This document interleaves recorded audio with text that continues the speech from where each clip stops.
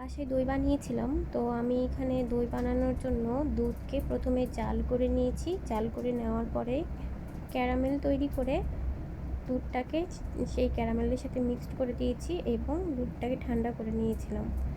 তারপরে একটা পাতিলে, মাটির পাতিলে আর কি, কিছুটা টক দই মিশিয়ে নিয়েছিলাম এবং মিশিয়ে নেওয়ার পরে ঠান্ডা করে জাল করা যেই দুধটা ঘন, সেটাকে দিয়ে দিয়েছিলাম। আমি এখানে দুধটা জাল করা কিংবা ক্যারামেল তৈরি করার প্রসেসটা দেখাতে পারিনি, কারণ আমি ওই সময় ভুলে গেছিলাম ক্লিপ নেওয়ার কথা। এই জন্য এখানে আমি সেই ক্লিপগুলো অ্যাড করে দিতে পারিনি আর কি।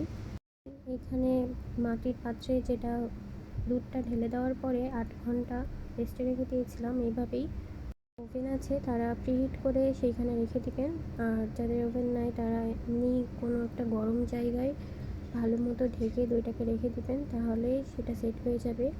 আর এটা আমার সেট হওয়ার পরে ফাইনাল লুক। যেহেতু আমরা বাসায় মাত্র 2 জন, আমি আর আমার হাজব্যান্ড, এই জন্যে আমরা অল্প করে বানিয়ে সেটা টেস্ট করেছিলাম। তো মাশাআল্লাহ ভালোই হয়েছিল। মাঝে মাঝে এভাবে সহজে বানিয়ে নেওয়া যায় দইটা এবং খেতেও মজা হয়।